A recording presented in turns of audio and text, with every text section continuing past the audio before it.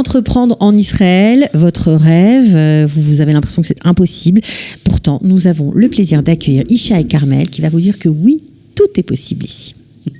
Coup de pouce, découvrez le savoir-faire et les idées des entrepreneurs en ligne. Alors, ce n'est pas de la pub, mais c'est votre réalité. Vous êtes arrivé en Israël il y a quelques temps. Vous appelez Isha et Carmel. Bienvenue d'abord. Merci, on va commencer merci. par le commencement. Et puis, vous avez décidé un beau jour de quitter votre job à 35 shekels de l'heure pour entreprendre parce que vous en aviez ras-le-bol et vous vouliez être votre propre patron et essayer de grandir ici. Ouais, c'est bien résumé. C'est exactement ça. Mais en plus que d'en avoir ras-le-bol, c'est pas seulement ça, c'est que on a besoin de gagner sa vie en Israël. 35 shekels de l'heure, ça correspond. Ça fait pas lourd. Ça fait pas lourd et je sais même pas si ça couvre le loyer. C'est ça.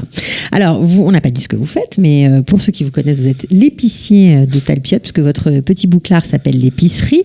Mais vous allez maintenant, après ces 2 ans d'activité, aller encore plus loin. Vous ouvrez un espèce de restaurant. C'est pas un restaurant tout à fait classique, mais vous allez nous expliquer le concept. Et c'est au même endroit, juste un petit peu plus loin. Voilà, à 10 mètres de l'épicerie, j'ai ouvert un snack fast-food, on va dire ça en anglais. En gros, c'est Et même ça, je trouve que ça correspond pas. Ouais, ça correspond pas. Non, même ça pas. C'est Non, c'est un espèce de resto avec un plat du jour. Voilà. Où on peut manger des sandwichs. Voilà, restauration rapide. Voilà, c'est mieux. C'est mieux, c'est plus propre. Rapide, mais comme vous êtes sympa, on peut s'attarder. Oui, on peut s'attarder à me parler, effectivement, vous avez raison. Alors, c'est 18 Rehov Yad Haroutsim. Alors, nous, ce qui nous intéresse, c'est le process de l'entrepreneur. Comment, quand on n'a pas forcément de parents très argentés pour nous aider, on n'a pas de fortune personnelle, pas d'économie, plus que ça, Ouais. comment on fait? Alors, premièrement, il faut du courage. D'accord. Il faut se motiver, ça c'est important. Ouais. C'est comme dans le sport.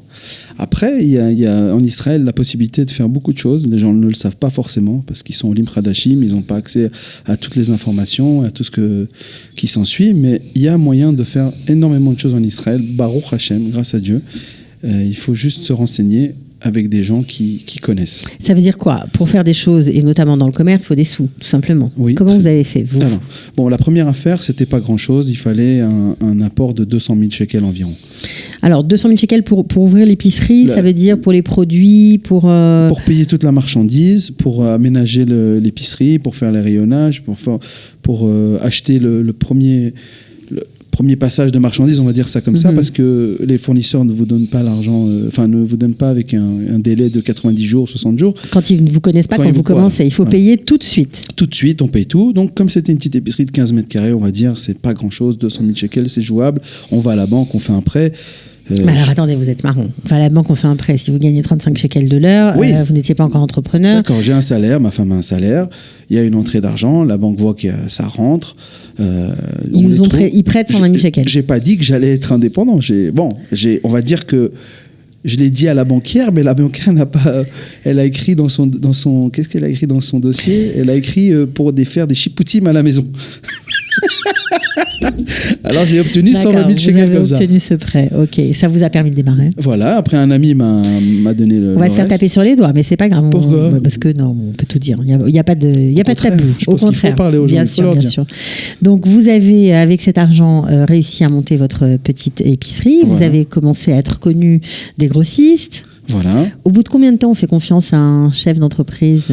Olé Hadash, ça va vite en Israël. Ça va vite. Ouais, en Israël, ça va vite. Je sais pas, ils font confiance assez rapidement. Il y a des défauts, il y a des avantages. Et on va dire que ça, c'est un avantage. Les grossistes, après qu'ils voient que tu as payé 1 ou 2 factures, ils se disent, allez, on lui laisse des délais, il peut payer jusqu'à 60 jours facilement. Donc ça vous a aidé. Et plus encore des Alors, pourquoi être passé à l'étape supérieure? C'est au même endroit, on l'a dit, 18 Rehov Yad Haroutsim. C'est juste un petit peu plus loin. Alors là, vous avez carrément pris un local plus grand, vous avez fait des travaux, c'est vachement joli. Ouais. On peut s'asseoir, c'est plus l'épicerie là. Non, c'est plus l'épicerie là. Bon, en fait, ce qui s'est passé, c'est que j'avais la petite épicerie de 15 mètres carrés. Et il fallait que j'ai une entrée d'argent tous les jours pour pouvoir payer mes factures. L'idée, elle était simple. J'ai dit, qu'est-ce qu'on peut faire assez rapidement pour faire rentrer de l'argent? Des sandwichs. Je me suis lancé dans les sandwichs que tout le monde connaît.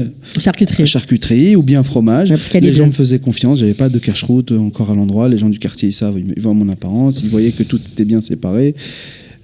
Alors je me suis lancé et ils sont venus, ils m'ont aidé, ils m'ont soutenu, ils sont venus tous les jours quasiment acheter ces sandwichs, une petite boisson et voilà, j'avais un apport tous les jours. Donc du coup il y avait foule dans le petit local de 15 mètres carrés. Il y avait ceux qui voulaient acheter des pâtes et des gâteaux, des gâteaux secs, et puis ceux qui voulaient leur sandwich, et donc du coup c'était un peu compliqué. C'était un peu compliqué. Quand la petite dame, elle venait pour chercher ses feuilles de briques et qu'elle voit une queue foule de 10 personnes, ouais, ça décourage. Ça décourage. Elle est miti à échette, comme on dit. Mais même si Rabbeinu, il dit « Aniouj ba'olam klal », elle est miti à échette, elle s'en va. Donc elle se décourage, elle part. Et donc c'est dommage de perdre un client. D'accord. Donc vous avez ouvert plus grand. Plus grand. Alors comment on fait là pour Alors comment on fait ? Il y a des sociétés en Israël. On va tout savoir aujourd'hui. Il y a des organismes qui permettent d'avoir, une fois que le business il est lancé et qu'il y a des entrées d'argent, donc à la banque, on voit que ça rentre autant toutes les semaines, etc. Il y a des organismes qui permettent en fait de faire un prêt avec l'État, où l'État se porte garant. Ok. C'est un des prêts Arvout Medina. C'est l'État qui se porte garant pour vous, en fait. Voilà. Donc ça, c'est des conditions en général assez intéressantes. Des taux d'intérêt, de remboursement, etc. Très faible. Très faible. Et on peut vous prêter beaucoup d'argent. On peut prêter beaucoup d'argent. Tout dépend de, je sais pas comment ils font leurs calculs, mais c'est de certains critères, le nombre d'entrées, enfin le montant. Bon, c'est pas évident. Hein. Il faut quand même.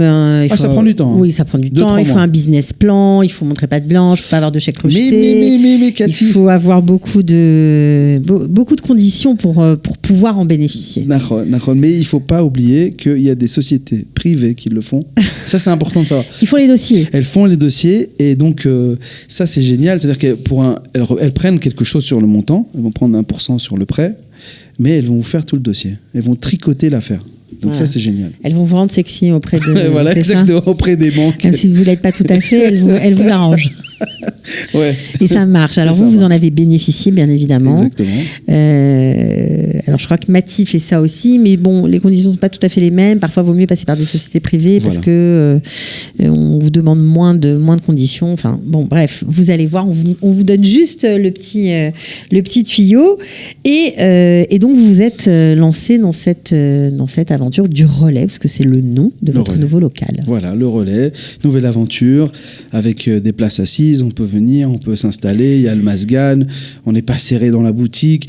On peut même manger son sandwich assis à table. Voilà, assis à table. Et puis, si vous venez avec un ami ou votre compagne, elle peut passer du tzad halavi, le côté halavi, et vous pouvez manger un sandwich bassari, donc de viande, de charcuterie. Donc il y a les deux. Donc pour ceux qui veulent. Avec cacheroute. Et avec cacheroute. Quel cacheroute Rabbanout, dans un premier temps. Tous les produits sont méhadrines. C'est-à-dire que tous les produits ils ont un bon niveau de cacheroute. Mais étant donné que si je voulais faire quelque chose de méhadrine, il fallait que je sois que sur un créneau, parce qu'une méhadrine ne reconnaît pas l'autre, c'est très compliqué. C'est très compliqué. C'est très compliqué. Donc j'ai pris le basique qui reconnaît toutes les cacherouillottes. D'accord. Alors, on peut s'asseoir. Plat du jour à 35 shekels. 35 shekels, voilà. C'est des plats du jour chic ou c'est plutôt de la pkeila? Il y a de tout. Il y a des chics, il y a de la pkeila. La semaine dernière, j'ai fait focaccia à carpaccio de bœuf. C'était génial. Okay. C'est très bon. Pas mal. Pas mal. Ça donne envie pour 35 shekels. Ouais, des pâtes? Des pâtes au saumon, des pâtes aux champignons, des pâtes aux 3 fromages. En fonction du halavi, du bassari, des pâtes à la viande aussi, j'imagine. Pâtes à la viande, bien sûr, aussi également. Ok, alors donc, c'est ouvert tout le temps? Pas tout le temps? Comment ça marche? Alors, c'est ouvert, ça ouvre à 9h. Et puis ça ferme jusqu'à ce que les clients s'en aillent, quoi. Voilà. C'est ça. Donc s'il y a des clients, c'est ouvert. S'il n'y a pas de clients, c'est fermé. Voilà. En même temps, comme l'épicerie est ouverte quasiment 24 heures sur 24, on peut venir vous voir. On peut venir me voir, effectivement. Non, j'exagère, mais ils travaillent très tard et très dur. C'est dur d'être entrepreneur en Israël, en plus dans ce genre de commerce. D'un côté, j'ai envie d'encourager les gens à le faire. Donc, j'ai pas envie de dire que c'est dur, mais il y a des vérités. C'est dur. C'est dur parce qu'il faut avoir les reins solides. Il y a beaucoup de stress, beaucoup d'émouna. Il faut avoir beaucoup de foi. On gagne sa vie, mais il faut transpirer. Il faut transpirer. Et puis, il faut, je sais pas, la bonne étoile, comme on dit. Enfin, la bonne humeur aussi. La bonne humeur. Il faut donner le sourire parce que les gens, ils ont besoin de ça. Quand ils vont dans un supermarché, quand la caissière, elle sourit pas. Ils me disent, mais des fois, ils viennent juste pour ça, Bémet. Mais des fois, ils viennent plus parce qu'ils se sentent un peu comme à la maison. On va dire ça comme ça. Ils se sentent en terre. En terre promise. Si tu veux. Ok, alors, le but du jeu, c'est quoi? C'est que ça marche de plus en plus et d'être ouvert plus longtemps possible. Le soir aussi, venir comme un restaurant classique. Voilà, comme un restaurant classique. On pourrait faire des anniversaires, des Shabbat Ratan, des Sheva Brachot. On peut privatiser la salle. J'ai plein d'idées en tête. Maintenant, ça dépend des gens. Il faut qu'ils viennent et qu'ils me soutiennent en quelque sorte. Hein. Oui, parce que tu as mis beaucoup d'argent dessus. Tu t'es endetté, on peut le dire. On peut le dire, je me suis endetté. Donc, c'est pas grave. Si chacun y contribue avec une petite pierre, bah, ça pourrait m'aider. Sandwich, voilà. Bon, en tout cas, on voulait te mettre à l'honneur parce que c'est vrai que entreprendre en Israël n'est pas chose facile, mais pourtant, quand on s'accroche, ça peut très bien marcher. Oui. Voilà. Vous voyez, désolé que je te coupe, hein, mais en fait, il faut voir petit. Faut c'est ça le conseil. C'est ça le conseil. Faut pas avoir trop de frais, faut pas avoir des grandes choses énormes. Il faut voir un petit local, quelque chose avec des frais raisonnables où vous pouvez travailler dans l'affaire. Et après, bien entendu, on peut se développer. Mais si quelqu'un vient d'emblée de jeu en mettant tous ses billes, tous ses œufs dans le même panier, et après il a plus de trésorerie pour payer ses employés, après il achète pas trop de marchandises parce qu'il a pas assez d'argent. Alors ça fait, quand les gens y viennent, ça fait vide. Ouais. Donc là, ce qui est sympa aussi, on l'a pas dit, mais vous avez aussi pris du personnel de façon à réduire le temps d'attente. Donc on pourra manger rapidement. C'est toujours aussi bon, j'imagine. C'est toujours aussi bon. Je leur ai appris comment faire. Les gens savent, ils sont là, ils savent comment faire les sandwichs, comment assaisonner, comment faire les petits plats derrière. Il y aura des salades aussi. Il y a des salades pour celles ou ceux qui sont à la diète ou qui veulent pas manger gras. Voilà. Il y en a pour tous les goûts, c'est magnifique. Merci beaucoup Ishaï Carmel, on te souhaite bonne chance. Amen. Voilà, et on espère qu'il y aura full. Voilà, c'est tout ce qu'on peut lui souhaiter. À bientôt. À bientôt. Ciao. Au revoir. Coup de pouce, découvrez le savoir-faire et les idées des entrepreneurs Olim.